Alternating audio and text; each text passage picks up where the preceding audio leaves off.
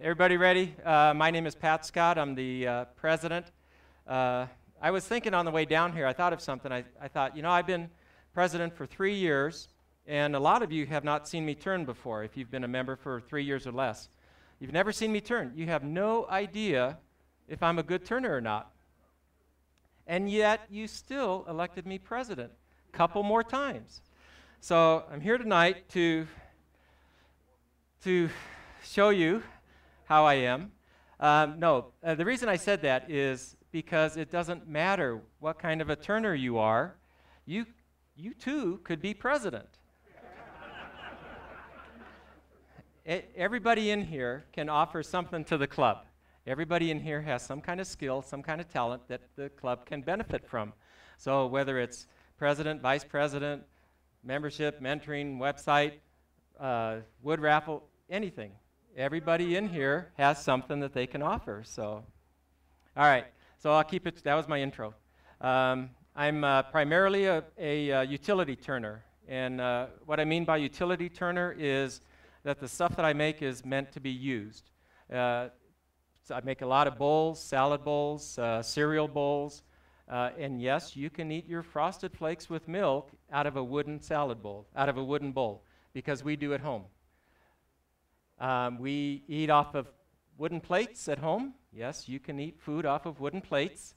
You can, and everybody is familiar with eating off of salad bowls or having salad and chips and popcorn out of a wooden bowl. Why not Frosted Flakes? Why not your steak or hamburger or something like that? So I do a lot of bowls of all kinds. You know, fruit bowls, salad bowls, nested bowls, cereal bowls. I do plates and platters. I do pepper mills, pepper grinders, pepper shakers. That's my big guy over on the table, if you guys saw that. If you missed the Colorado Springs demo last Friday, I was demoing for them on how to make pepper mills, and that's what I made in an hour and a half down there. And might have run a little bit long, yeah. What else do I make? Cutting boards, but those aren't turning. So for my bowls and plates and platters and stuff, I use urban wood. I use local wood, trees that have been cut down. The only time I will buy a bowl blank is if it's something we don't have locally. So if I go to a symposium and they're selling some really nice walnut or ash or something like that, then I might buy a bowl blank. But 99.9%, everything you see in front of you here, except for maybe one piece, sycamore, came from a Utah symposium, but I think everything else here is all local wood. Trees that have been cut down out of somebody's front yard, backyard, side yard, doesn't matter to me. Now, problem with that, though, is a lot of times you have to deal with imperfections in those trees. And they can range from, you know, a small crack, I don't know if you can see that, to bark inclusion, a void of some kind of bug hole, crack, split, knot, whatever you run into. And then some of you saw my 7-strand cable that I ran into multiple times with my chainsaw just recently. So, you want me to pass that around? It was fun. I have 5 chains for my chainsaw, and I had to sharpen each of them about 3 times because I could not figure out how that thing grew through the tree. Yeah, I did stop cutting when I hit it, and I tried another angle. But anyway, so you got to deal with stuff like that. So what are you going to do? So we all have got our own favorite way to deal with a crack or a void, a bug hole, or something like that, right? I mean, you can use, if it's a real tight crack, maybe you just use super glue. Maybe a little bit bigger crack, you use epoxy. Maybe you mix something with that glue, sawdust, turquoise, crushed turquoise, what else? Key shavings, coffee grounds, brass, all kinds of stuff you can mix with it. But what do you do when the crack is just too big? When the crack is too big? Or what if sometimes maybe you don't want to fill that crack? Maybe it wouldn't look very good to fill that crack. And so here's an example. So here's a honey locust bowl. Zoom in a little bit closer on that. Here's a honey locust bowl that I don't know if you can tell. That's got a pretty big crack. There you go. That's got a pretty big crack. If you were going to try and fill that with something, with glue or whatever, I don't care if you mix it with with sawdust or anything, that's going to look pretty bad, isn't it? That's a little bit too big to try and fill. What's that? Yeah, you have to buy another pound of turquoise from Dave. What was that, Bob? This is the Dieter's bowl. Yeah, the Weight Watchers bowl. Dennis was showing me a couple of pine bowls that he's got that have cracked on them, and they've cracked from pretty much the bottom all the way up to the top, even more than this. So what do you do with something like that? Maybe you don't pen blanks. So maybe you don't fill it, but maybe you just stabilize it instead. So I'm going to show you this method for stabilizing. I call that stitches. There's other terms that I'll probably use for it as well. And sometimes, that's stitches. Sometimes you might have a little bit smaller crack. Here you go, Richard. Just a little smaller crack, bug hole, something like that, and that's where I use my butterflies. And I probably do more butterflies than I do stitches, and I like to think it's because I just don't have that many bowls that have real big cracks in them. But I'm going to show you this method as well. I've seen one other demonstrator demo butterflies, and I've seen one other demonstrator do the stitches. And that's all they did. They either did that or they did this, but I'm going to try and do both of them tonight. In order to leave enough time, make sure I show you both methods. I'm not going to do a whole lot of turning. I do want to show you one other thing. So it's like I'm going to show you something maybe you've never seen before, or you've seen it and you wondered how they do it type of thing. I want to show you one other thing, and that's how I rough out bowl blanks, or one method to rough out bowl blanks. So here, what I brought tonight,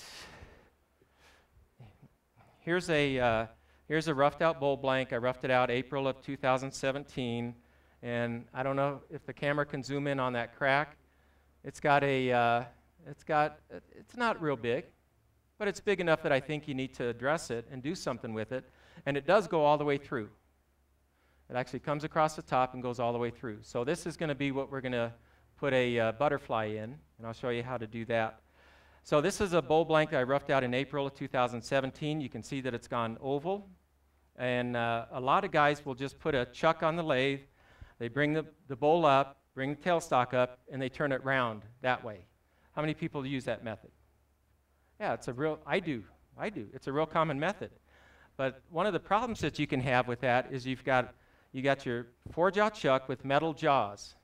And I've got a round bowl. Well, it used to be round, and now it's oval. Oh, and by the way, it's waxed on the inside. So I've got a not-so-round bowl that's been waxed that I'm going to shove up against a smooth, slick surface of my jaws. And it slips. Hey, you guys ever had slippage? You put a pad in there? A block of wood that's rounded. You put something on that block of wood for a friction drive. That's another way to do it. Yeah, you can use an old mouse pad or something to cushion in between the jaws and the bowl to help give this drive. To be honest, I just have never got around to doing that. I just always shove it up against the jaws. If it slips, I try and tighten it a little bit more. I just never got around to going and getting an old pad. But what I do use now sometimes is I got this from Glenn Lucas. And if you guys have ever watched any of Glenn Lucas's DVDs, you know that he uses something like this. And all it is a piece of 3/4-inch plywood, and it's got and this happened to be about 12-inch square. He's got a couple other pieces of plywood that he glues to the surface, and these are, I think, maybe 3.5, 3 3/4, something like that. Glues those to the back, and then glues on a piece of hard rubber. And then once it's all dry, mount a faceplate, put it on the lathe, and you turn it round. What this is nice for is when your bowl blank dries, and if you catch this at the right angle, you can see how it raises up in the center there. So the pith is about, actually the pith is like right about here, but you can see how the bowl raised up in the middle. So the way this works is I'm going to put that part that's raised up, I'm going to put it right down in the center of this channel. So it doesn't matter how much it's raised up. It's still going to drive just fine.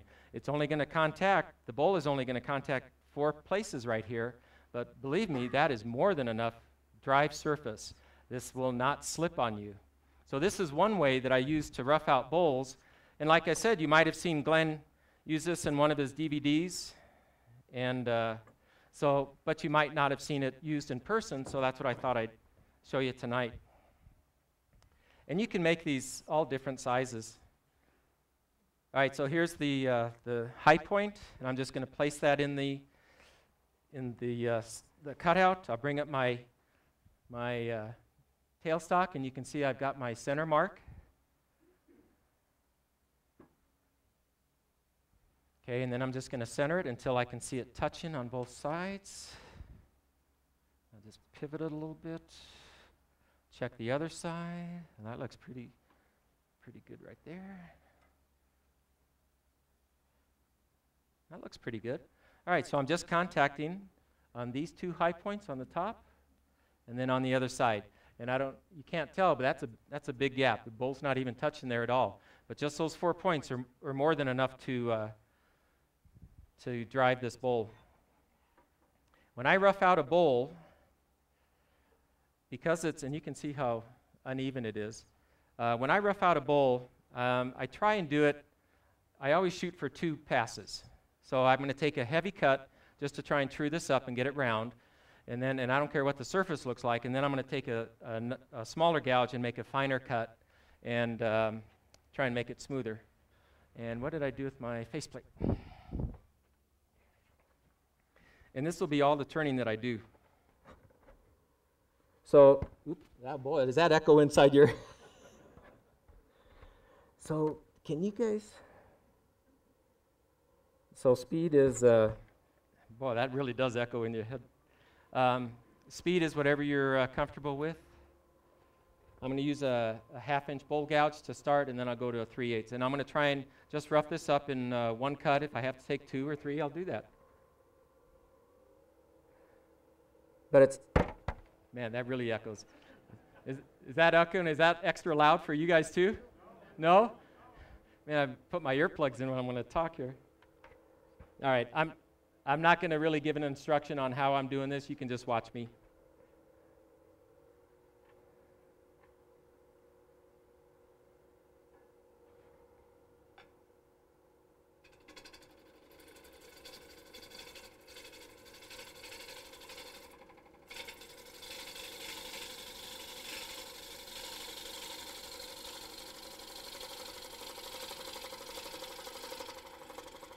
I'm starting to lose the cut right there because I'm not taking as heavy a cut. But you can even hear that. You could hear that bouncing, couldn't you? So I need to go just a little bit more. If this bowl was a little bit bigger, then I could go completely off the edge. But I don't, it's going to be real close there, so I'll have to stop short.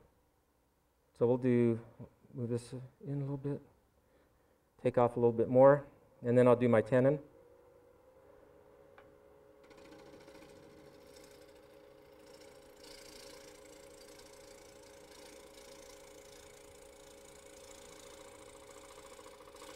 And do a little bit heavier to get that spot I missed. And we'll stop. We'll stop right there before I run into the sidewall. And then what do I have on my tool handle? I have that 3M utility wrap or whatever. It's like that Ace bandage type material. I don't have the grip that I used to, so this helps me. On all my wooden and metal handles, I usually have them wrapped. Horse wrap. I don't know what horse wrap is, but vet wrap. Cohesive utility wrap, I think 3. Is it thicker than this? Same stuff? This is only a couple of bucks from Craft Supply, especially at our group discount, too. My shape isn't very good yet. Let me reduce my tenon. And I already marked it out for the jaws that I want to use, but if I make it smaller, I got other jaws. That's too low.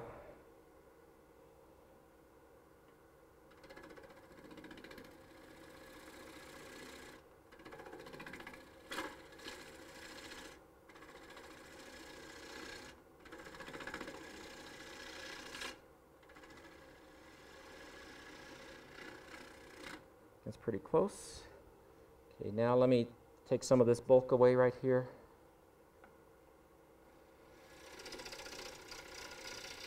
So I'm just going to make one comment real quick. You guys can all see how much the shavings are coming up on my arm and stuff.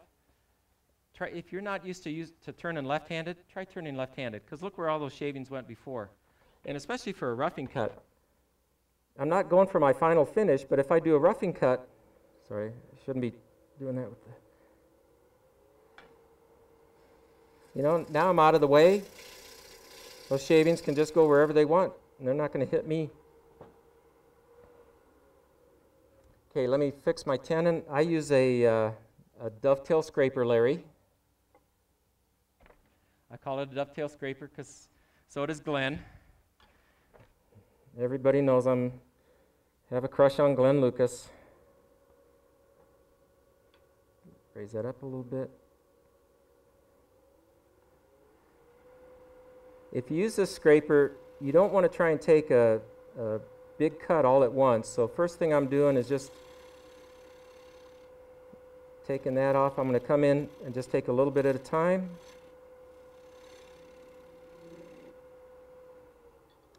And let's see if it's, and then I always want, get out of there. I always want to check that surface and make sure it's flat or slightly undercut. You can't see that, but it's just slightly undercut. So now the jaws will sit up against there nice and tight. All right, so I've roughed it out except for the very top. And so now I'm going to take one more cut with a smaller gouge and try and do a cleaning cut and smooth that up. There's some torn out grain right there. But like I said, that was just a roughing cut, and I didn't care about that. So I'll try and get the surface cleaner now.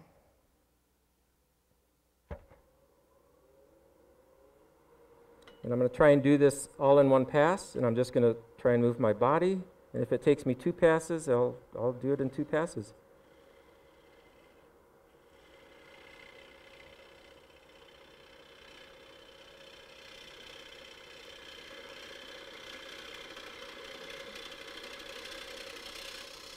Whoop, coming out of it. Gotta back up.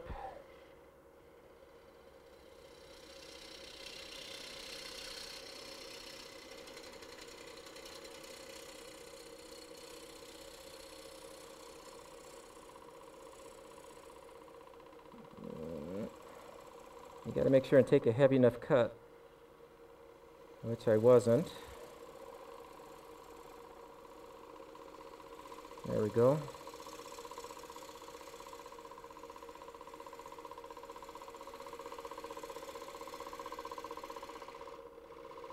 I'll just stop right there because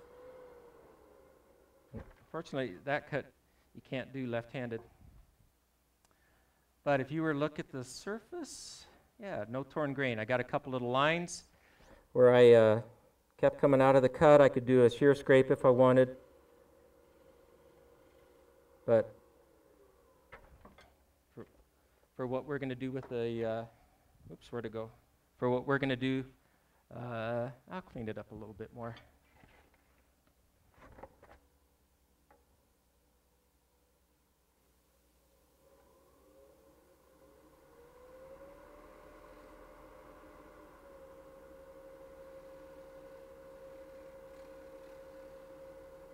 So the push cut that I was doing, that's a hard cut to master.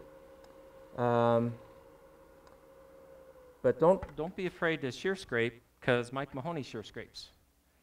So, and I took a class from Mike Mahoney too, so we're allowed to shear scrape. All right. So if you look at the surface now, it's pretty smooth. You can still see well, you will be able to see my crack. No torn grain. Everything looks good. So we're going to take that off. But you saw when I was roughing that out, I was taking a pretty heavy cut with the first time, and it didn't slip on me, did it? And so even though it's only contacting those 4 points, it's got real good drive. Sure. And like I said, you can make these in all different sizes. It's heavy because I have big old 6-inch faceplate on it. I was just going to say, I got that rubber I went to Home Depot. They looked at me funny. I ended up at Ace Hardware in the plumbing department. Who asked that question? Plumbing department at Ace Hardware. And I don't know what they use it for. It was gasket material. And I bought just a scrap piece, and it was $10 or something like that. And it's pretty hard rubber. You don't want to use mouse pad rubber because that's just too soft. And it would give too much and cause too much flex. Keith, did you raise your hand? I couldn't find drawer liner. Where? A Home Depot? When I was asking them for stair tread because I wanted something that was kind of heavy duty. Okay, I'm just going to take off this little lip because that might interfere with what we're going to do next, and then we're done turning.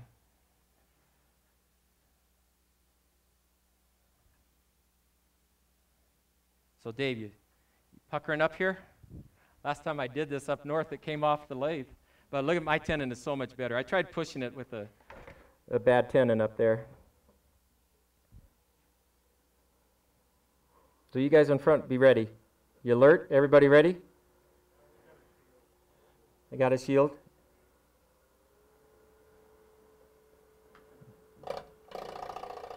We're good now.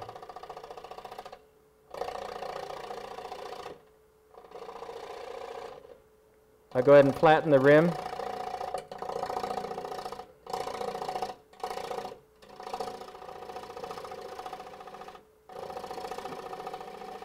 There, now I'm down through that high spot.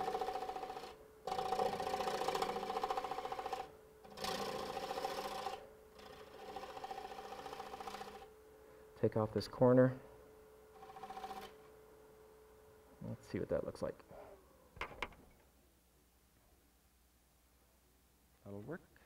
That's a little bit sharp. Let me just take that. My luck, I'll cut myself.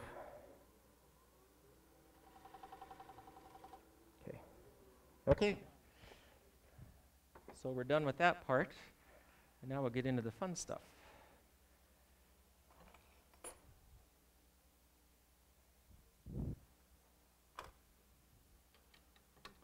So now is the point where, okay, I've roughed out a bowl. I need this.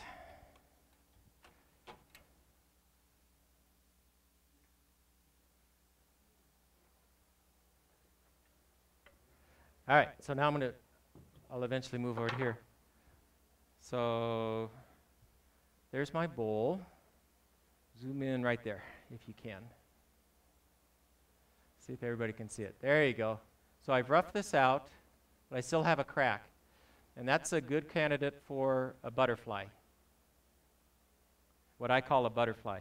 And crack does go up all the way to the edge, still very slightly, right up on top here I can see it, very slightly, but it does go all the way through to the center. So in my opinion, because I sell my work, I need to address this crack. I need to do something with it. I don't want to just leave it like that. I could, and some people would buy it, but I think as a craftsperson, what I really don't want is for somebody to go home, maybe they're like, wow, that's a beautiful bowl, I'll buy it. Then they go home and they say, hey, what the heck? And they see a crack. And they're like, that guy sold me a cracked bowl. But if they see that I've addressed it, if I've done something with it, then they're going to be like, okay, he knew that it was there and he did something to correct it. So, you can, so we're gonna do some butterflies like this, and it's up to us on how many, what size, and things like that. Now, I have some handouts up here. If you guys didn't get a handout, you're more than welcome to them. Everything I'm telling you is in these handouts that I'll be telling you tonight. And I'm going to do the rest of the demo here on the bench, right? That'll be okay? Okay. So to get started, there's some tools that you're going to need, depending on which method you're going to use, if it's a butterfly or the stitches. So to do butterflies, first thing you're going to need is a router. So I have a little, I have a little trim router. You can use a big full-size router, but these are just a little bit handier. You also need an inlay template kit, and I'll talk about that in a minute. So let's see, you need a router, you need a hot glue gun with extra glue, and of course you need some kind of a template kit, and I've got some extras for sale up here that Big Island Engraving provided. I buy all of my templates from Big Island Engraving. It's a guy out of Hawaii. He's got a website, and these are all printouts from his website. And the guy sells 5 different sizes of butterflies, and he sells those 5 different sizes in 11 different types of wood. And he's just added some new sizes. So you're going to have to, I want you to zoom in on these. Where do you want to be for that?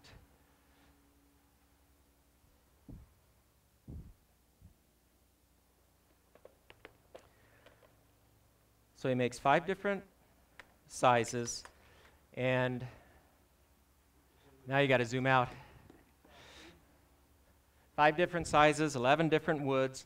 The sizes that he makes start at like a 1/2 inch, and then it goes 3/4, 7/8, no, let's see, 0.5, 0.7, 0.9, 1.1, and 1.4. So I have always just used the 3 middle sizes. I've never really found a need for the 1/2 inch or the 1.4 inch, because that's getting to be pretty big. 1.5, and the 1/2 inch is just pretty small. So the 3 sizes that I use are the 3/4, the 7/8, and then the like 1.1 or 1 1/8. And I've got a variety of woods that I've used. Now, he makes these butterflies in 2 different flavors, if you will. And he makes them in a square corner and a rounded corner. And good, I think you can see the, so you can see that this darker one, you can see that the corners are square, and on this other one, you can see how the corners are rounded a little bit. So the rounded corners are not as traditional as the square corners. I didn't come up with this butterfly technique. The Hawaiians of old, I'll give you a little history lesson here, the Hawaiians of old have been using butterflies to repair bowls for centuries. Since the late 1700s, early 1800s, they've been repairing bowls. But only the finest craftsmen were allowed to repair bowls. Not just any craftsman, not just any woodworker. Only the finest craftsmen were allowed to repair bowls. And once a bowl was repaired, its value as an object increased. The Hawaiians view repaired bowls a lot different than what we do. So if you guys came across a cracked bowl like this, how many of you guys would just throw it away? Yeah, well, a lot of people would. Or, it cracks during the drying cycle or something like that, you just throw it away. I know Mike Mahoney has a bowl burning party or something every year or whatever. The Hawaiians don't look at it that way. Bowls are given as highly prized gifts for birthdays and weddings and things like this. And back in the day, people would bring hundreds of calabash bowls as gifts to the kings and queens and stuff like that. And if there was a little child that was born into royalty, they were given their own little bowl that they used as they grew up, and they were the only person that could eat out of that bowl. Nobody else was allowed to eat out of that bowl. So the Hawaiians they've been doing this for centuries. They just view a repaired bowl so much differently than what we do. And if that bowl cracked again, and if it was repaired again, its value just went up again. So instead of, like I said in my little write-up, instead of looking at a flaw or a crack as a defect, I look at it as, let's celebrate it, and let's show it off, and let's make it a feature of the bowl. Now, a lot of my bowls, you'll notice that when I do a butterfly, I do a contrasting wood. And that's probably not as traditional. I do a contrasting wood. And that's probably not as traditional as the Hawaiians. The Hawaiians would use, they would try and use the same type of wood as what, koa bowl, and they'd use a koa patch. And I've done that on some of my bowls. But, it doesn't work that well because this is a silver maple bowl, and that's a maple patch. So it doesn't really blend in that well. But there are other woods, other patches that will. So on a walnut bowl, if I use a wengi patch or a wenge, however you say that, it blends in pretty well. So sometimes I look for contrasting, sometimes complementary. But pretty much I like the contrasting. And then I get, again, I'm not as traditional. I get kind of crazy, and I just pick one of every color, and I glue it in. And I bet this will be the first bowl that sells. Thankfully, most of the customers that I sell to are not of Hawaiian ancestry, and they don't know what's traditional. They just buy it for color.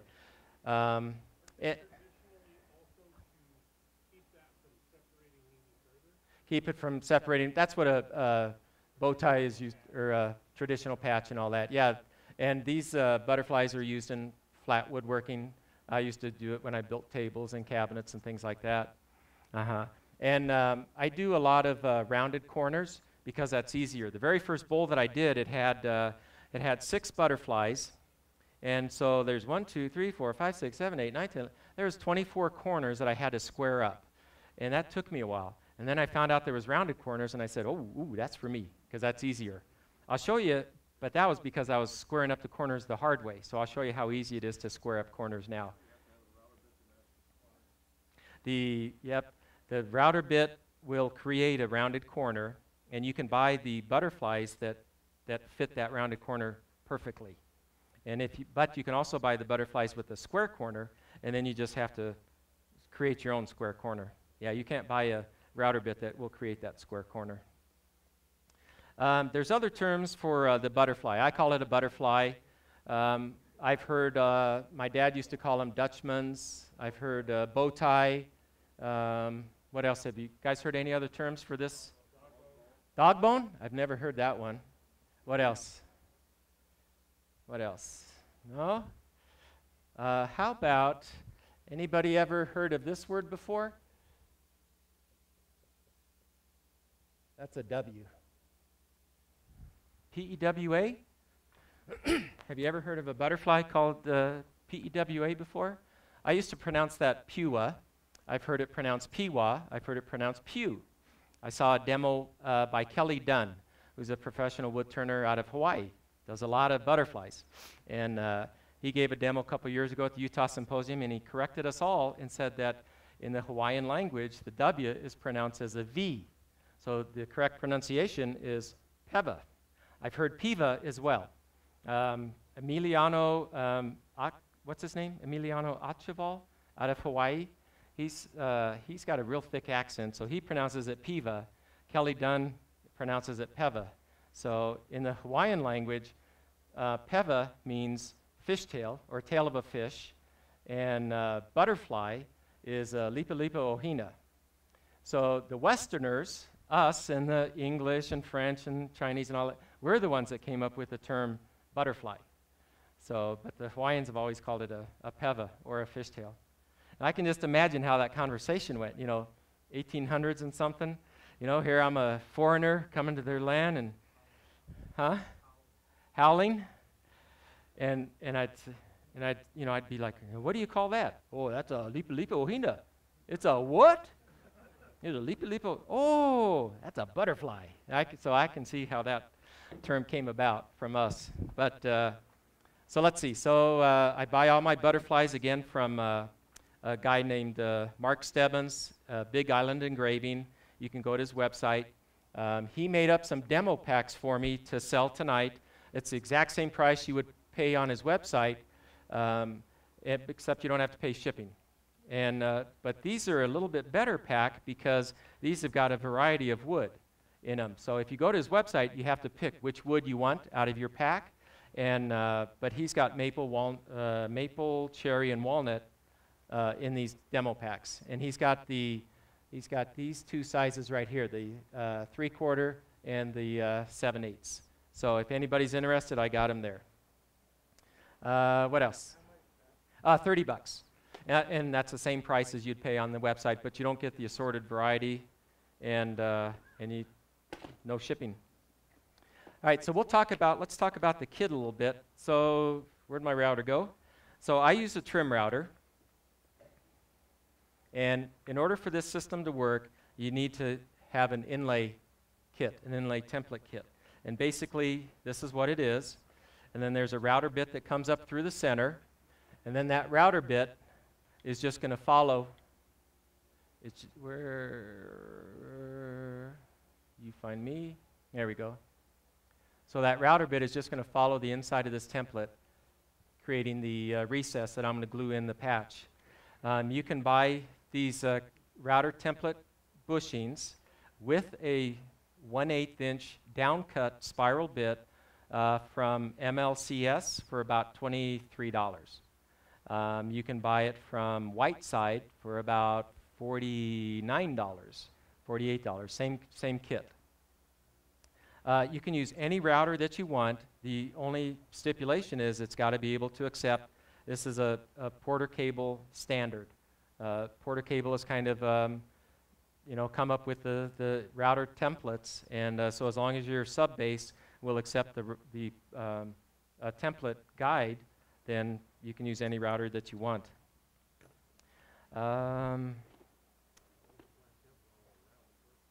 How do you hold a flat tip on a round surface? That's what we're going to show you. There's another tool that might be handy. I didn't finish going through all the rest of the tools. So this is a Bosch carving stand, which really makes things handy. It's not required, but it's real nice to have. Let me grab where'd all my little, and one other tool you might need, hopefully not, if I do it right, you might need a pipe wrench. We'll see. So I'm gonna do this at the bench here just because it's got a little bit more space for me. And we're going to show you how to put this on the, how do you hold a round, flat surface on a round, a flat template on a round surface. That's where the hot glue comes into place. You glue it in place. What's nice about these Bosch carving stands is I can take these jaws, or I can take this chuck and mount my bowl back on it, and then this is going to hold everything just nice and easy for me.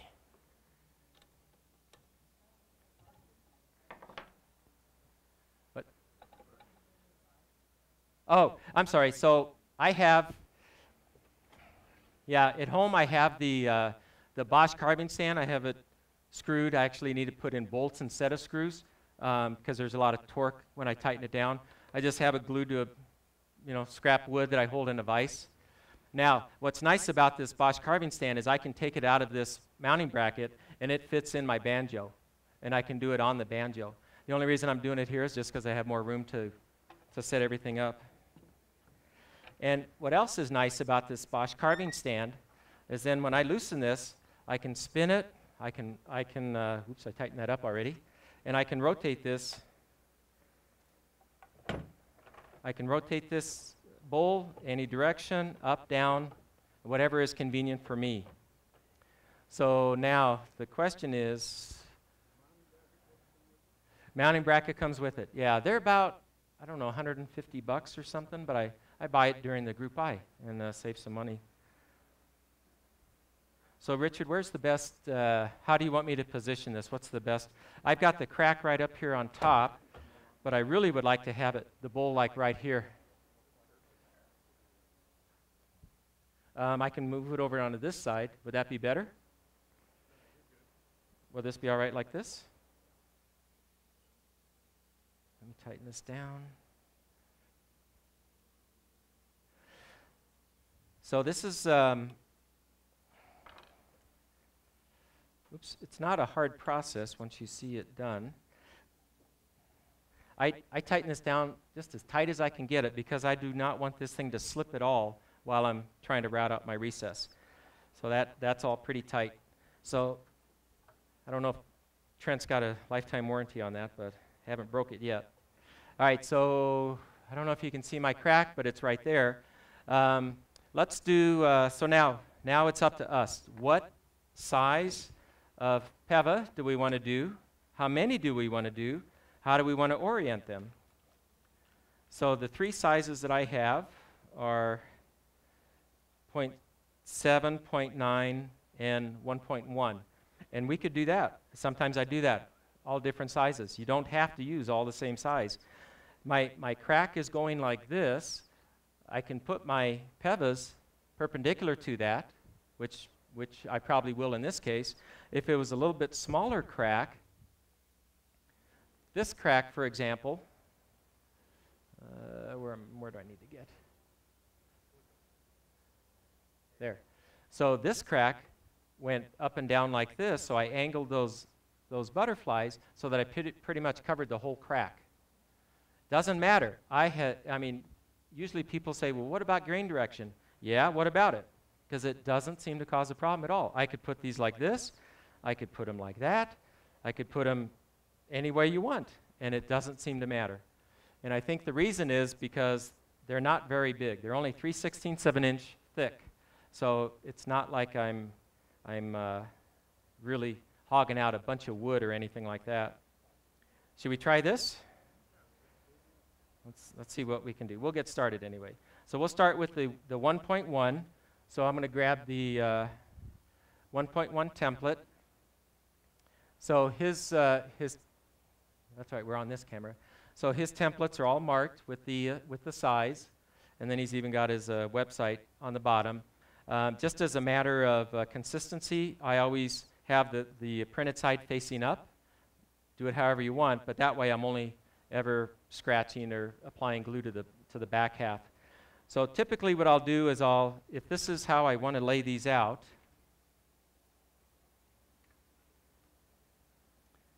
so I haven't even fired up the old glue gun yet, but I'll kind of position them and I'll see what looks good and what size and stuff like that. And if that's what I like, then I'm going to kind of just trace around the outside edge of them, which just helps when I got that glue going. So trace around that, hold that in place. And on Mark's website, Mark Stebbins, Big Island Engraving, he's got a video that shows everything that I'm doing right now. And he just recently came out with the video. And I've been doing this butterflies for I don't know how many years, and so there's a lot of things I kind of had to learn and try and figure out on my own. And then I went to his website and I saw this video and I was like, are you kidding me? I could have, learned all this stuff. Well, thankfully he just came out with that recently, and I guess I've been doing it the right way, or he does it the way I do it, or something like that. So I've been okay in that aspect. All right, so I've got them laid out. I'm going to heat up my hot glue gun. And while that's heating up, I just have an old piece of laminate that I just set this on. Laminate, then the hot glue will just peel off of that real quick. So while that's heating up, this is where I would mark them, lay them out. And I want to position the bowl so that this is as flat as it can be. And loosen that up a little bit. And that just helps me when there, that's pretty good. And if you drop your template and break it, he sells replacements. All right, so while that's heating up, let's talk about this template a little bit, this router inlay kit. So, where's my camera again? What angle do I want to get? Well, it uses I don't know if you can see that. So it uses a 1/8 inch downcut spiral bit. And downcut because if it was an upcut, it could pull the fibers out around the edge, and then you wouldn't have as clean of hole. So it uses a downcut. The downside to a downcut is the chips are not evacuated. So they're going to get stuck in the hole, if you will, and they'll get shoved into that hole, and it can, worst cases, it can break your bit. So you might want to buy a replacement bit just to have on hand. I have not broken one yet, but I don't try and cut this in one pass. Have you broke one? Keep your fingers crossed. I have an extra one with me. All right, so the butterflies are 3/16 of an inch thick, and so I usually will, if I'm going to cut a full depth recess, I'll try and do it in about 3 steps. So I'll go a 1/16 of an inch at a time. You don't have to cut a full 3/16. Sometimes I'll only go 1/8 of an inch or half of it. So whatever you want. Now, I was just going to say that. No, you don't. On butterflies, you don't. Is Robert Brewer here tonight? I didn't see him. Robert Brewer doesn't like my bowls because he says they're not traditional. And he says that, you're using contrasting woods and you're showing off the crack. And he says, that's the first thing I see. And I was like, yes, because that's exactly what I want. But he said also, they're supposed to go all the way through. And I said, no, they're not. And they don't on tabletops. When you put in a butterfly into a tabletop or cabinet, they do not go all the way through. On this plate that I made, it had a hole right through. So I've got a butterfly there. Oh, I'm sorry. Where's my... So I have a butterfly there, pretty much right in the center. And I kind of have one in the same spot, but they're offset. So I have one here, and I have another one that's offset, never across the top. The reason that they don't go all the way through is because this is all your glue surface, long grain glue surface that needs to made up with long grain here. If it went all the way through, all I would have is just short end grain, and it just wouldn't work. Now, stitches, on the other hand, do go all the way through. It's your choice on that. But butterflies, no, they do not go all the way through. So that means this is a 3/16 inch thick butterfly. So my wall thickness, my finished wall thickness has to be more than 3/16 of an inch. Now, the other thing I forgot to mention is now is the time. All I've done is I've roughed out the outside. I haven't touched the inside. It's nice and thick for mass, for stability. And so now is when I would cut my stitches or my butterflies or whatever and glue them in, finish up the outside once those are dry, and then I would do the inside. So how's my glue's done? Let me, now glue's up to you. Use as little as or as much as you want. And did I bring it? Uh-oh. Yeah, I did in here. A trick or a tip that will help you is put some blue tape around the outside edge, around the outside where you're going to cut. And that helps the glue will stick to the tape, and the tape peels off the bowl a lot better than if I was to glue directly onto the wood. When I did the demo up in Loveland, I gave this demo earlier in the year, and I forgot to use tape, and I think it was stuck on there pretty good. All right, so I'm just taping around that one. Now, where do you apply glue? Well, you can apply... I'm gonna break that sooner or later. It's kind of up to you. You can do all 4 corners. You can do just the ends, whatever you want. We'll just, for grins, we'll just do all 4 corners. You got to make sure you put on enough glue to hit the bridge the gap. Where am I at here? Oh, you're over here. Okay. So I'll just squirt a dab there.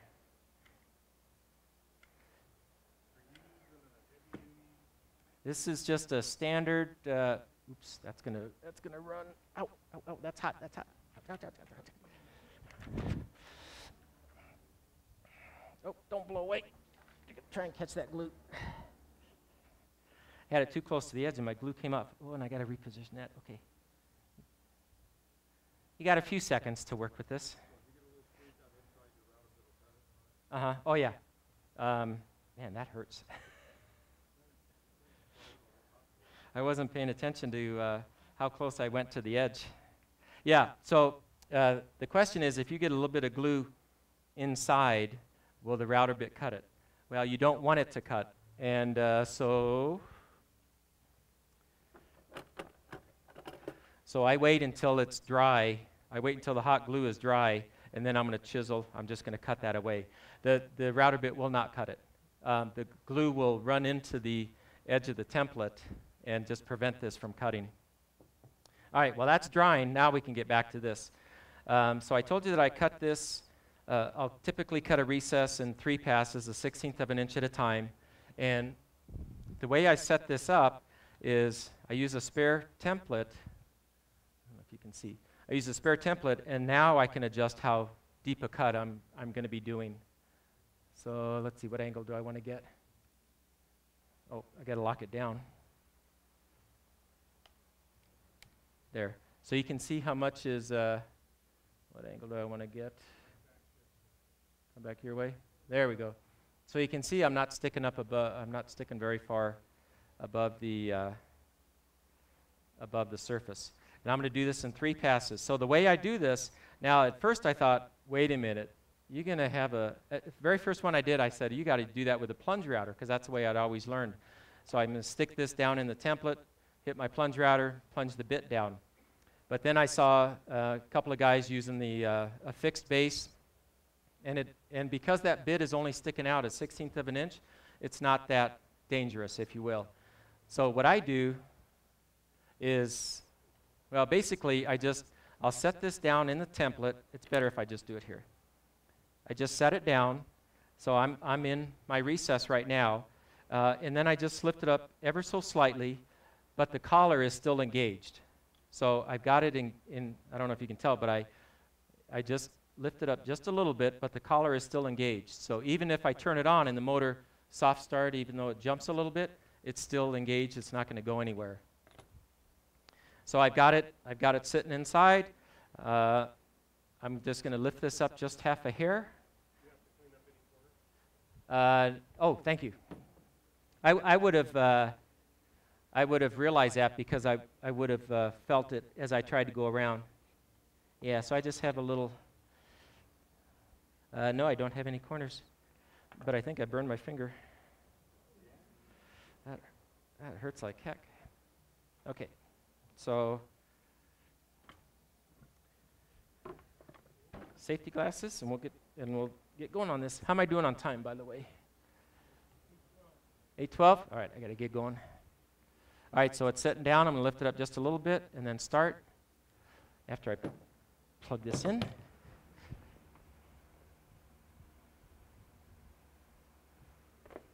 Okay. All right, here we go.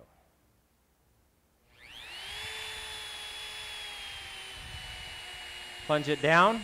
Just nice and smooth, nice and easy. Just follow around your template.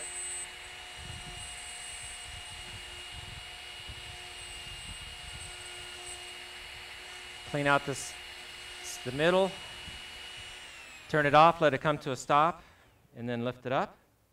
And then blow out all your sawdust. And then we'll lower our depth of cut and go a little bit more. I'm doing this backwards. Okay. Now what's important is there might be a little misalignment between the hole, or between the bit and the outside diameter of the, I also want to clean that off, so I don't want any sawdust affecting it. There might be a little bit misalignment between that, but it's okay as long as you keep the router in the same position. I don't want to do one cut this way, do another cut this way, type of thing, because any misalignment could cause your hole to be bigger than what you wanted. So we're going to go a little bit deeper. Just nice and easy. You don't want to smack against the inside edge of the template because that can jar the hole and jar your template just a little bit.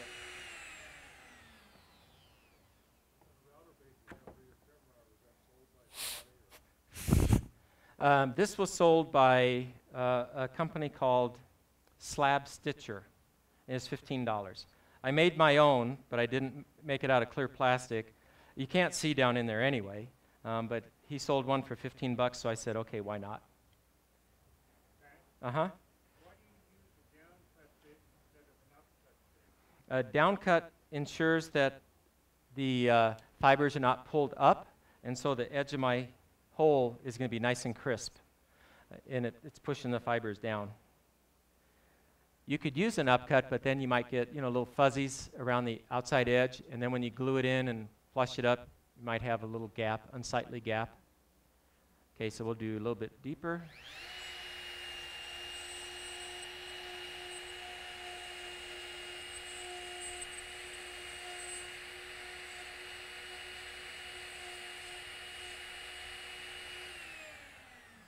Wait till it comes to a stop. Let's see if I did it all. I did. Okay, and I don't know that you can zoom. I don't think you guys are going to be able to. Straight up? I don't know if you guys can see that though. Right there?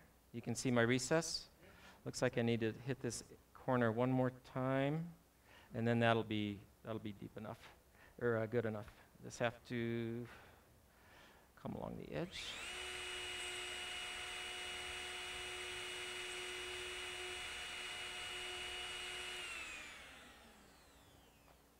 So now you can see why I try and have that level, because it's a lot easier to just guide this around instead of trying to hold it in place. All right. So what is it like? So I'm just going to do the one, and then we'll move. Let me show you how I finish. We probably won't have time to cut all three. But square. So in order to clean up the square corners,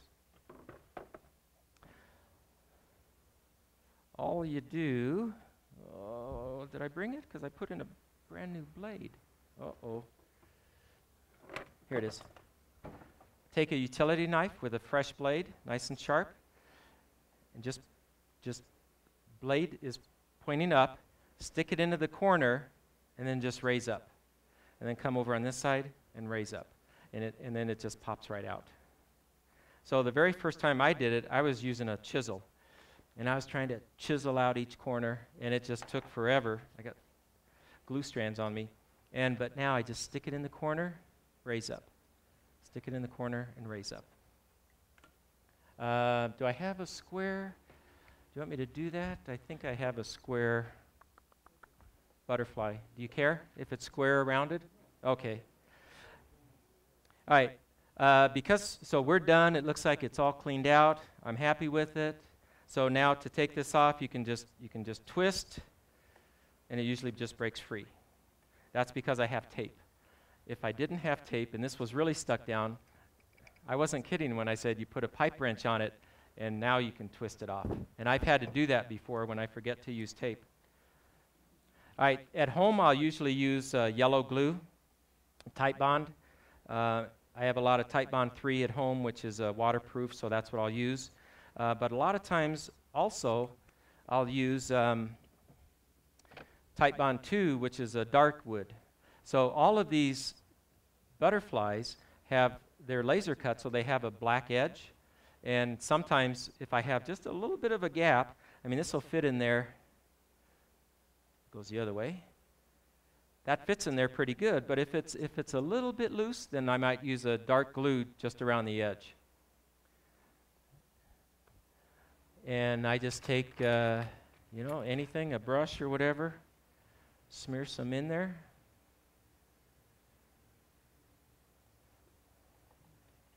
And usually I would cut the other two, and then glue them all in at once.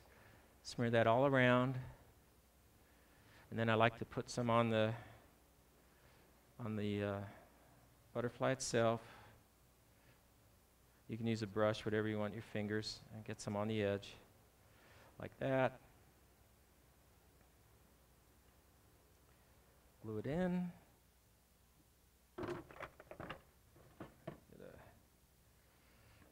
Towel. Oh, thanks. And then sometimes I'll use a little hammer, if I need to just tap it down in the rest of the way. Now would be a good time if you wanted to use sawdust, glue and sawdust. If you had a gap around the edge, I'll just take some sawdust and I'll just mix it in and rub it all around the edge and let it dry that way. And that's it. I'll let it dry. Okay, now, once it's dry, you know, it's sticking above the surface a little bit. I don't know if you can tell or not. Avoid the temptation to just put it back on the lathe and try and turn this smooth. What will happen is the edge of your gouge a lot of times will catch the edge of that butterfly and it tears it out. It rips the wood, but it'll rip it below the surface. So what you do then is sand it mostly flush. So you know we're supposed to use sandpaper like somebody else is buying it and then throw it away. Well, save some of those pieces because it's worn out on the outside, but there's still some that's usable. And then for this, I don't care that much. And it's I use 80 or 120. And so here's one. I can put it back over here, sorry. So there's a couple that are sticking up. And then I just hit them with this. Just sand the edges down.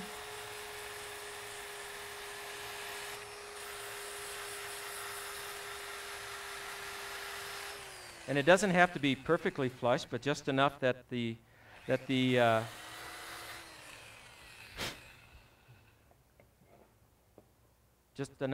gouge is not going to hook it and tear it off.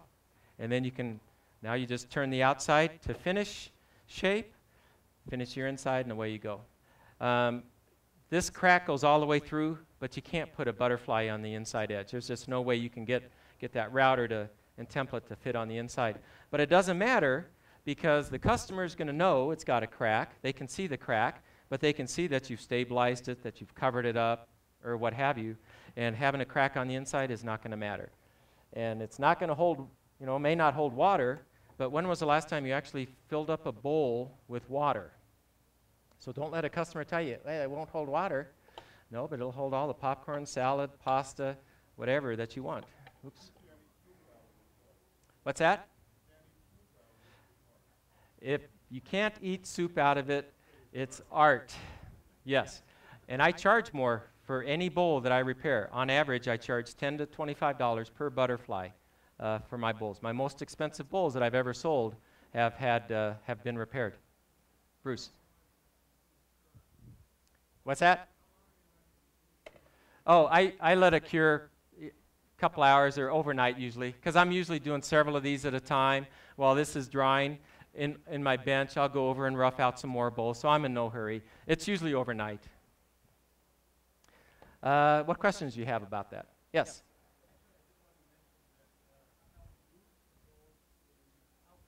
In alcohol?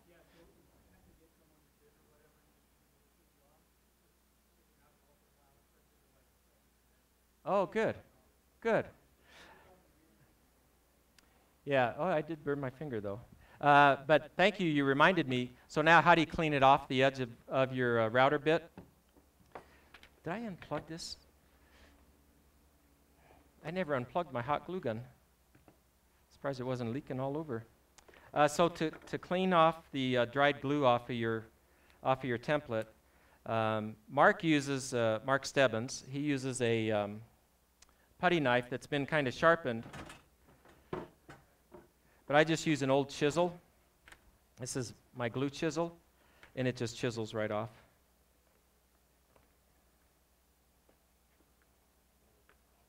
I don't know, I'm sorry, can you see what I'm doing there? And this is why I always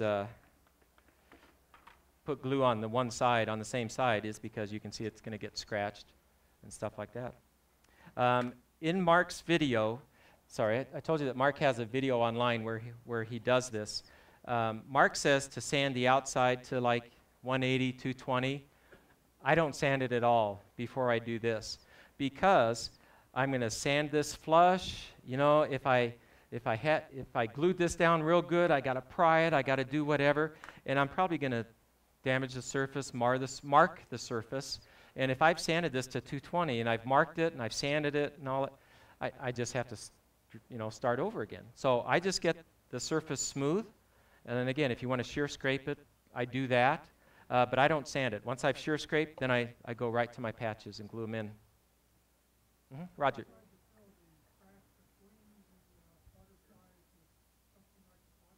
I have. In fact, I've got this one. Yes, I'll do that sometimes. So this crack was filled with black epoxy.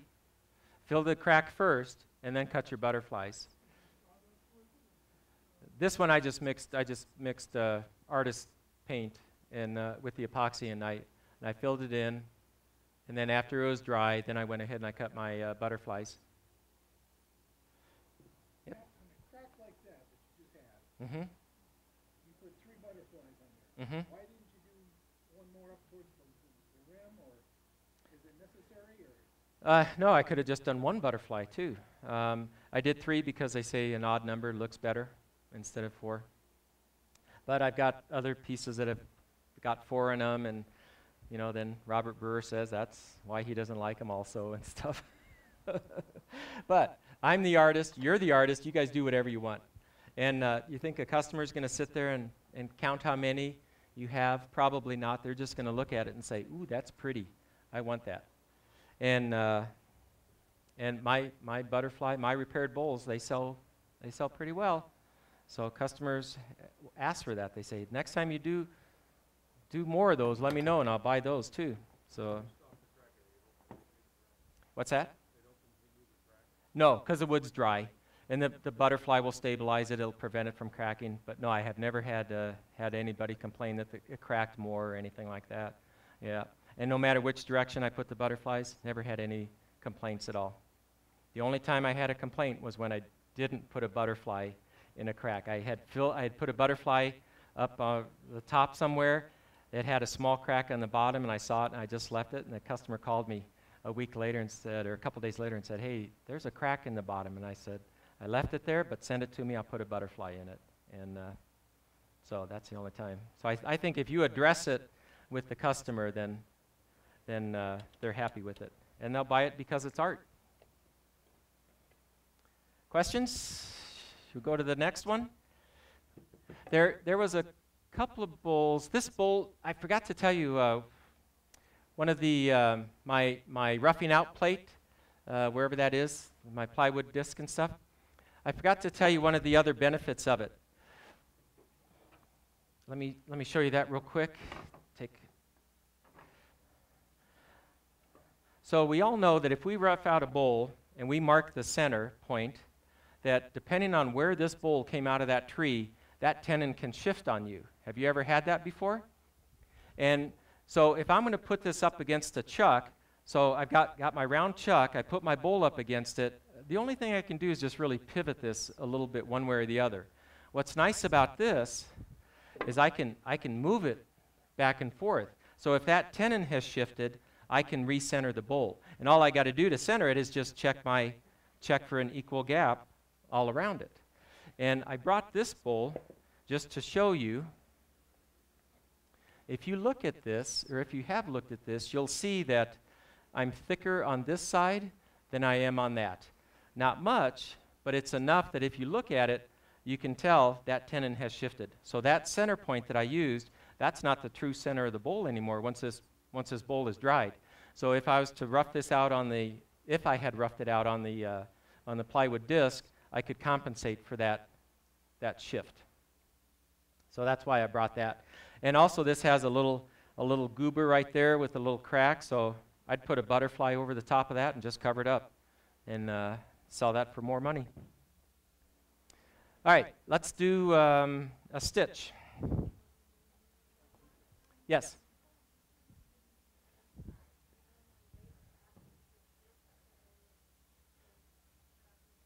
Yes. So, yeah, because you want that mass. You want that mass. And the stitch also, if you cut, typically you're going to be cutting through the thickness of the blanket. A lot of times it can cut through. And if it's a finished, I'm sorry, let me say it a different way. If you wait until the bowl is finished, your wall is thinner, and now when you plunge that blade through the wall, it's going to blow out on the inside, and you're going to have blowout. And I actually have some of these examples that I have up here are examples of blowout. I was playing around with this bowl, and so I thought, well, let's see what happens, and it just, you don't get a clean cut on the inside. All right, so here's a nice bowl, and if you looked at this close up, it's it's got a pretty decent crack, and it's pretty wide, and it's pretty long.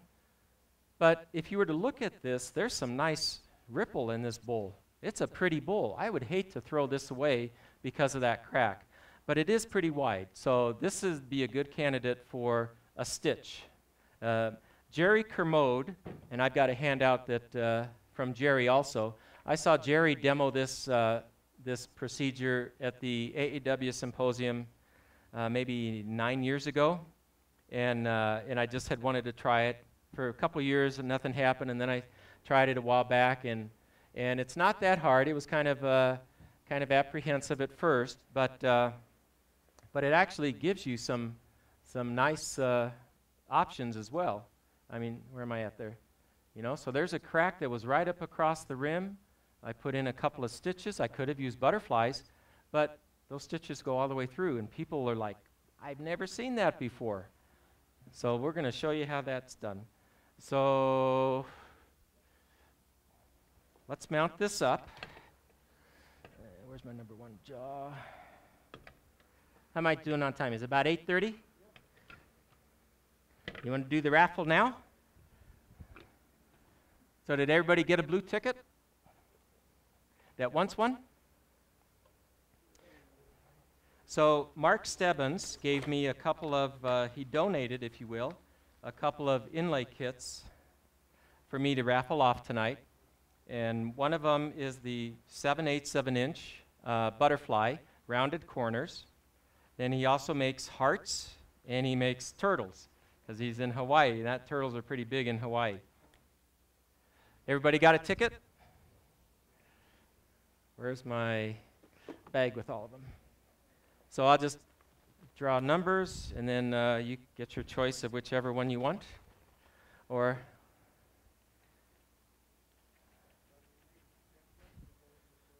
yes, and that's part of the giveaway. It's got the template in there and the butterfly. 016. 016. Come on up. Take your pick. So you get 2 turtles with the template. You get 3 hearts with the template, bloodwood, or you get like, I don't know, 15 or 13 bloodwood butterflies with the template. Take your pick. You bet.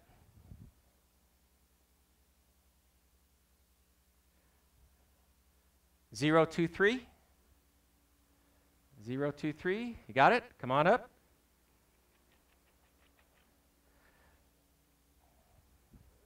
Pick another number for me, Twain. You either get turtle or hearts. 015. Thank you. 015. There you go. Thank you. There. All right. Thanks, everybody, for participating. Yes?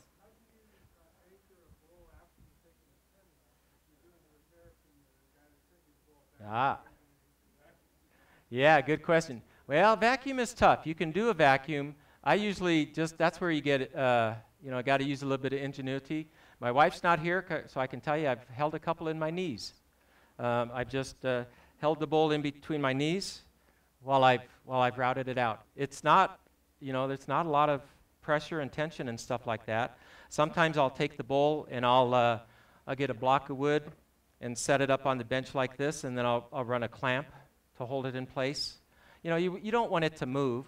You can get a box and put some sandbags or rice bags or something like that kind of hold this in place. That's how I did this. I actually made this bowl in 2013, but it had a crack in it.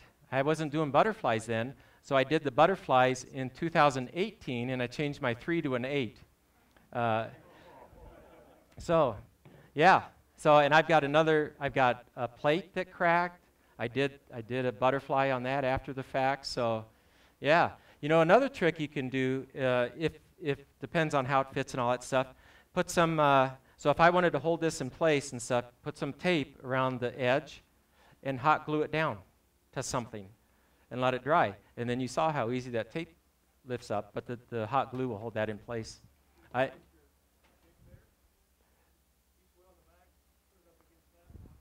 Sure, yeah, you could.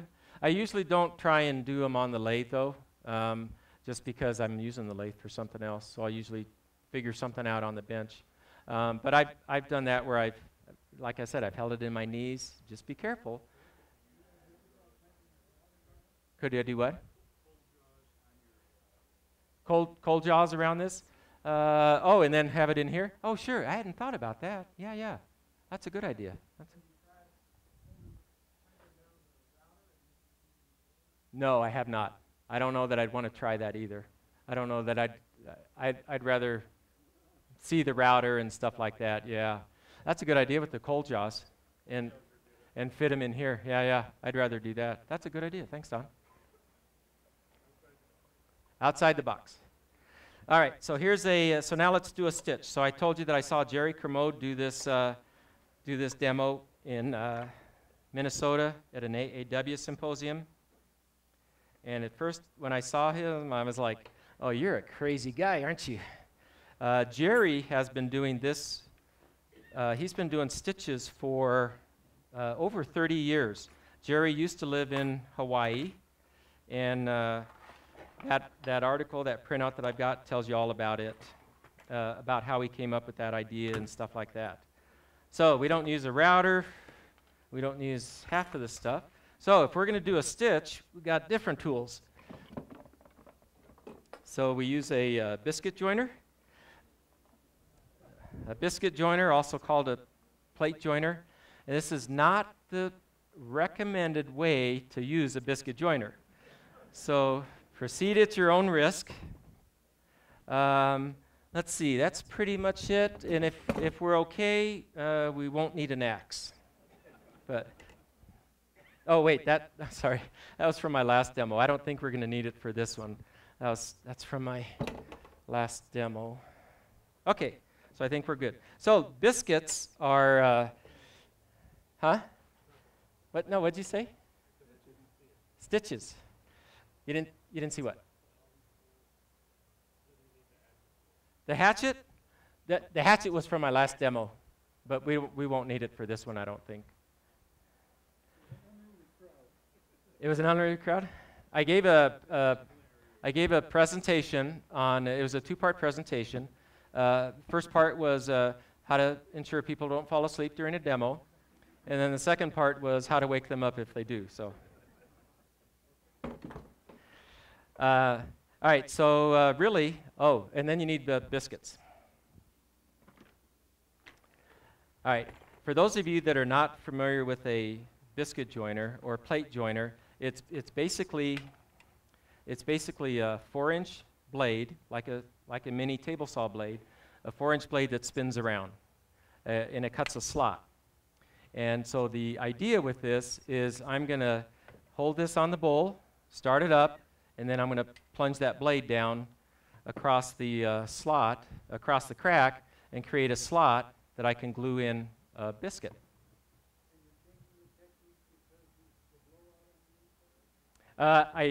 Well, the technique that I'm changing is I'm not really changing it. I'm just saying that, I'm not using a router because I'm going to be cutting a slot now. Well, it's funny that so the question is, why don't I use a router for the slot? Well, because I need a template and I need patches that fit that. I need a template that cuts a slot. And it just so happens that Mark Stebbins has just recently come out with that. They're not on his website, but he's come out with I'll take one. He's come out with stitches that are 1 inch, 1.1 inch, and he's come out with a template for them as well.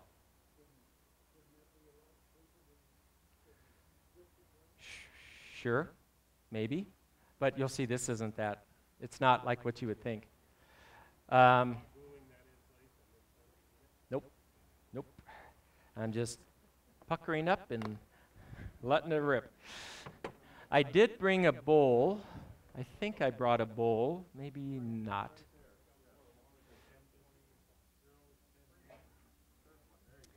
Thank you. I will use this. Didn't I bring another one?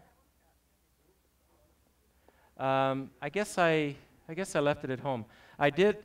So Mark has got a couple of new butterflies that are not on his website yet, and so one of them is the long stitch. And I made a bowl that I can't believe I forgot it. I made a bowl where I put those stitches across it.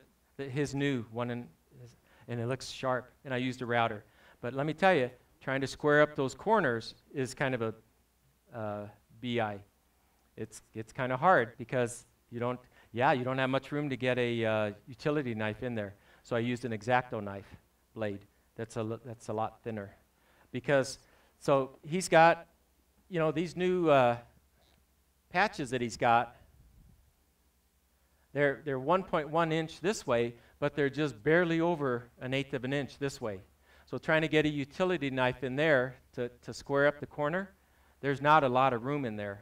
So I used a utility knife to do that instead. I apologize. I thought I brought that bowl with me. It really looks sharp. And then he also came out with some new butterflies that are narrow. They're skinnier. And I used that on the rim of a bowl, where the crack came all the way across, and I used it on the rim of the bowl. And it looks good. I can't believe I forgot that. So, okay, but could you use that instead of a router? In the past, my answer would be no. I'm sorry, could you use that instead of the biscuit joiner? And my answer is no, because the patch and kit and everything was not available until just recently. Should be on his website pretty soon. But, when you buy $1,000 worth of butterflies, he kind of lets you know about stuff ahead of time.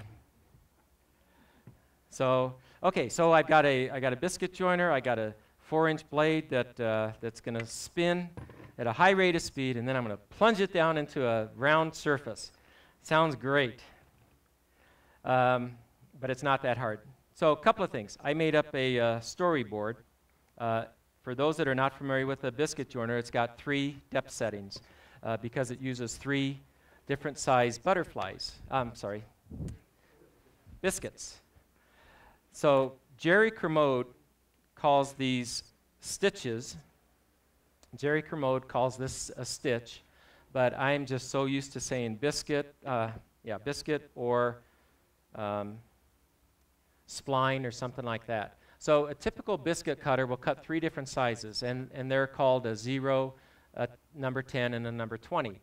And so Jerry uses a number 20 setting, but as you can see, it can be kind of a long cut.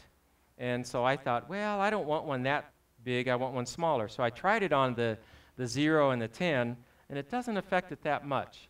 I took a flat piece of wood, and I set the biscuit cutter on the 0, 10, and 20, plunged it in, and the 0 setting makes a 2 3/16.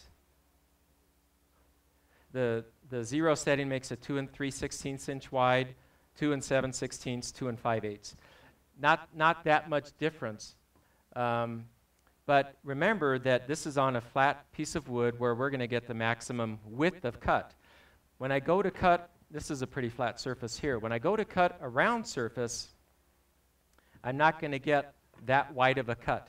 And that's what this little demo bowl is to show you, that on a 0 setting, instead of 2 3/16, I'm actually getting just a little bit under 2 inches. A 10 is giving just a little over 2 inches instead of 2 7/16, and about 2 1/4 instead of 2 5/8. So I've got a round surface with a round blade, and it's just not going to cut as big as this. So the typical biscuits that you buy from the store, you cannot use those at all. They just will not fit the slot. They're not made to fit in a slot and not show any gap. They're designed to have a little bit of play for alignment. The edges of the biscuits are torn off, cut, they're rough. You have to make your own. And what's nice about that, though, is you can make your biscuits out of any wood that you want. And so here I am again, using a contrasting wood in my slots, which I love. And customers will see that, and they'll say, I've never seen anything like that before, and they love it. So the way that Jerry Kermode makes the biscuits is he just takes a board, you know, whatever board he's going to use, he'll mill it down to the width of the slot, and then he puts a number 20 biscuit, just holds it on the board, and he traces it, cuts it out on a bandsaw, and he calls it good. Well, that doesn't work for me. And the reason it doesn't work for me is because just cutting it out on the bandsaw leaves a rough edge. And it's also not a perfect edge. It's not a perfect circle. And if you look at a couple of these bowls that I brought, this is a good example. If you look at that inside edge where it cuts that slot, and then I glued in the biscuit that was not perfect, the edge, the very edge of the slot, you can see where there's a gap. And I don't like that. I don't want any gap at all. So I got to thinking about it. What can I do different? And so I called a guy that has a CNC. And I said, can you make me up 4-inch diameter circles? And I showed him what I wanted to do. And he's like, yeah, sure, no problem. Well, and he brought me some samples, and they looked like crap. There was tear out, and they were just rough as hell. And I said, okay, let me get back with you. And so then I got to thinking about it, and I thought, why can't I just take some wood, mill it to the right thickness, and I use my, that's where these storyboards and practice bowls and stuff like that, I said, I measured the thickness with my calipers, I took some wood, I milled it down to that size, and then I cut it into like, 4 1/4-inch squares, marked the center, took it over to my lathe, put it up against just a flat faceplate, and I turned my own 4-inch circle. And then, after I had a 4-inch circle, I tested that fit in my storyboard, because I plunged the blade into this, right? That's what the blade's making, so I wanted to test my fit.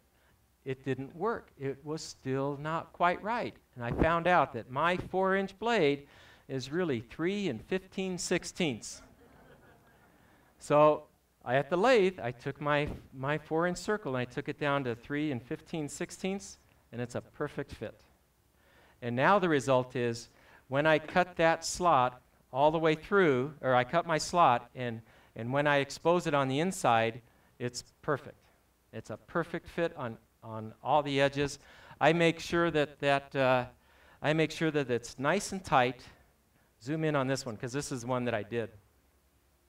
So I make sure that it's nice and tight on the edge here. I make sure that my edges are just as tight as could be, right? Because that's quality. I try and not turn out crappy work. But then on the inside, you can see on the inside, it's perfect. There's no gap anywhere. So now I'm happy, because I make my own biscuits. Now, the other thing I've done is I bought a new blade. Most of the standard blades are an alternate top bevel. So it's going to make that kind of a slot. It'll make a slot that looks like this. So it's an alternate top bevel. Each tooth is angled a different direction. So what you have to do is either leave it like this and fill it with sawdust and glue or something like that, or you have to square that up.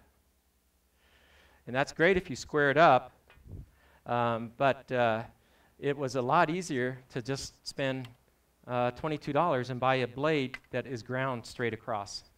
And I got this from a place called Router Bit World out of Utah. And they sell router bits and they sell blades and stuff, and they charge $1 for shipping, no matter what you buy, $1. So they got my business. All right, so let's get going here. So here's you might want to switch different cameras now, if you can zoom in. So here's my slot. It actually goes from here to here. So now it's up to me, how many slots do I want to cut? Well, I typically will just mark each end, and then I'll put one in the middle, and then I'll say, do I want any more? I think this one would look better with, let's say, five slots. Do you ever go to the end of the crack, or do you always stay in? I always stay in. I usually always stay in on all of my pieces. All right, so to use this biscuit cutter, this dark area right here, that's really the bearing surface. So that means that I have to balance this tool on that little surface on top of the bowl. So what I do is I find the spot right there, and then I turn it on and I plunge it down. Now, I'm not using this whole fence. I mean, because that round bowl is not going to balance on that whole fence. It's only going to balance right where the blade's at, right? So, so I have a center mark on my biscuit joiner. So I'll line up the crack with that red mark, and then I just look down. I just look down the side and see where the slot, where the blade is, and I kind of line it up that way. So I've lined it up this way and that way, like right there and right there. Okay, and then okay, right there, I'm resting on that little dark spot, and so now I'm ready to cut. So speaking from experience, try and not hiccup while you do this, because it kind of jerks. But if you and I'm just going to grab the side or grab, I'm not going to grab anywhere near the blade. When I start this up, that's my soft start feature, right? When this doesn't have soft start, so when I start it, it's gonna jerk a little bit. Okay, but I just let it jerk, and then I just bring it back, and then I'll plunge down. Just one smooth down and up, and then let go of the bit. So I'll line up with the crack. I'll line it up right there. Okay, I'll find my spot right there. I got my finger holding it. I kind of, braced up against my body. Just kind of breathe. Don't tense up too much. Let's find my spot. Whoop. Did you see it scoot on me? So when you first start plunging, there's only just a little bit that's touching the wood. But as you get deeper, it could scoot on you. It doesn't normally do that. I wasn't holding it very much, and I was going a little bit faster plunging a little bit faster than what I normally do. If you mess up, don't try and do it again, because you're never going to get it, because this is just all eyeballed. You're never going to get that lined up right. If you do mess up, what I would have done is I would glue a spline biscuit. I would glue a biscuit in, let it dry, flush it up, and then try and recut it. So like if I just really twisted and made that really wide, I might try and do another biscuit. Or I might try and do something like that, two of them angled, something to cover it up. Let's try this again. I think the reason I moved is because I was trying to avoid those the sawdust that it was blowing at me. I usually wear a dust mask. Okay, where's it at? Oh, right there. Okay. So there I'm balanced on my flat spot, and we'll try this again.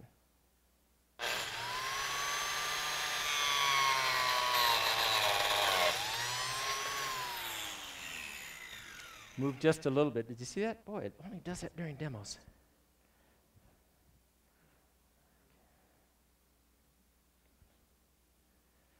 But you can see this is a lot faster than butterflies.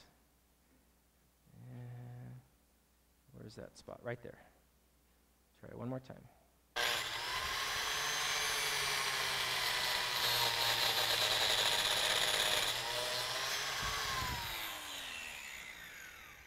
I didn't bring a dust mask. That one didn't move at all. Let's do another one.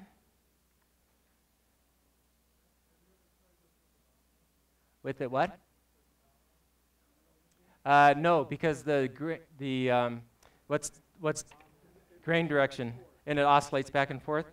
It's also not wide enough for this application. Well, at least the dominoes that I have, I don't.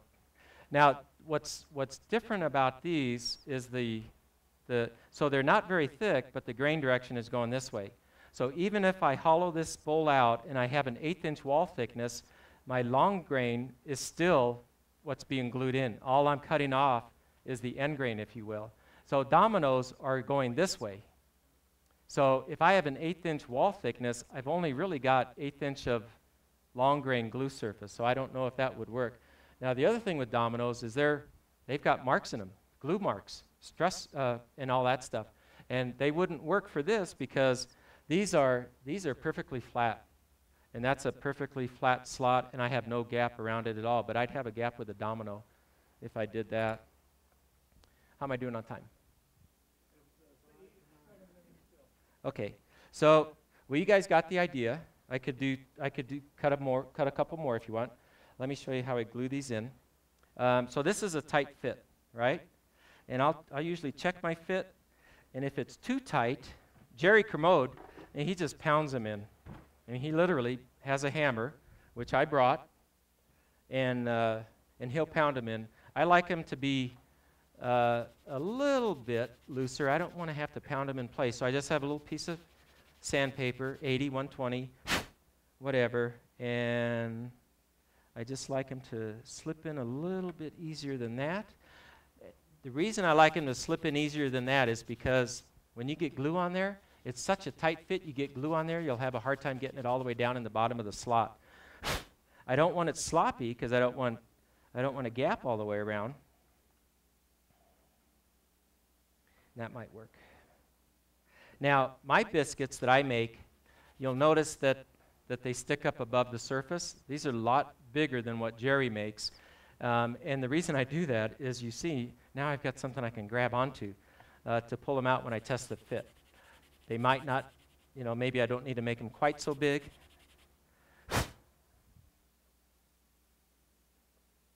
There. Okay, so just like that. So we'll just use, well, I could use CA glue, or I could just use wood glue, and I'll just put some in there. And where'd my little, smear that around. So remember this, you're doing all of this stuff before you've ever cut the inside or shaped the inside, because you want that mass, that thickness. If it blows out on the inside, no problem, because when I come out with my tool and hollow it out, it's going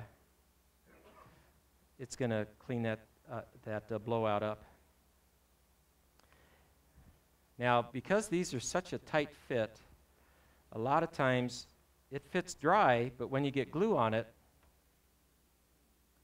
it like wants to stick and doesn't want to go all the way down. So that's when I will use my hammer. Thanks. So I'll use my hammer and tap it in, and that's also, a lot of times I'll use a clamp. Oh, I brought my short one. I usually use the longer clamp. I'll bring a clamp, and I'll clamp it down, and I can use the clamp to squeeze it down to make sure that those corners are nice and tight. Because like I said, this can be, oh, that looks pretty good. And so I'll glue that in, and I'll let that sit for a little bit, because I've usually got a clamp on it for 20 minutes or so, and then I'll glue the next one in and clamp it. I just want to make sure that they stay tight, and that that hydraulic action or whatever doesn't cause it to scoot up. All right, after that's dry, then it's going to look something like this. And then I've got from Trent Bosch, he uses the old the reciprocating saw, the air-powered air body saw. Yeah, so I've got one of those, so I'll just cut them off, sand them pretty flush, and then I'll mount it back on the lathe and true up the outside, and if you want, sand the outside and stuff like that. Roger.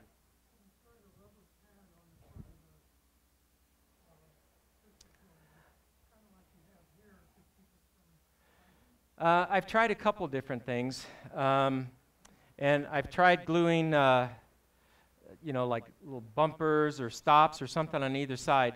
The problem that I've run into is that it really depends on the curvature of the bowl. Whether you're doing a small radius like this or a larger radius, if those bumpers or stops are too big, then it doesn't let this sit down all the way and have good contact. I haven't tried a rubber pad. Sandpaper, well, this is kind of rough. You could try it. I've tried gluing something on. I tried using hot melt glue, thinking that I could put a dab of hot melt glue and stick it on there and let it cure. The problem with that is you got to hold it exactly right, perfectly still while it dries, and don't do any of this. So I haven't come up with any kind of other way to do it, but it slipped on me twice, and I want to say the most times it slipped on me in all the years I've done this has been twice before. So it's, because it's a demo, it really, if you just go slow enough, it doesn't slip on you like that. Dave? Yeah. Yeah. So when these are all glued, I'll rough those, or I'll saw those off, and then sand it. And if I want to do anything on the outside, flush them up. And the reason I do that is because, when I'm making a cut on the outside, a lot of times I have my hand here to stabilize it or something. So.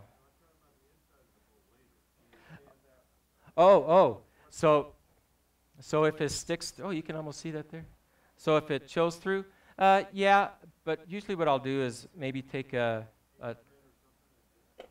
80 grit in this, or a chisel. If it's really sticking through, I'll just try and do that. Don't try and just cut that with your gouge, because again, it can just hook that and just rip it out, and then you got to go. So take it down pretty far. Now this particular one, it's like almost flush with the inside surface, so I don't need to do anything with that. But yeah, I'll get rid of any big piece sticking out. What else? Got to make your own biscuits. Make them out of whatever wood you want. Try it. Try it on a practice bowl. Don't go to your good stuff first. Get you a piece of crappy wet wood, cottonwood, aspen, anything, and then just try your plunges. And that's. I got a bunch of practice bowls that I brought here tonight, so I guess that's all. I think that's all I've got. Any other questions? Yeah, thanks. How'd I do on time? Oh, right on time, huh? All right. Well, thanks.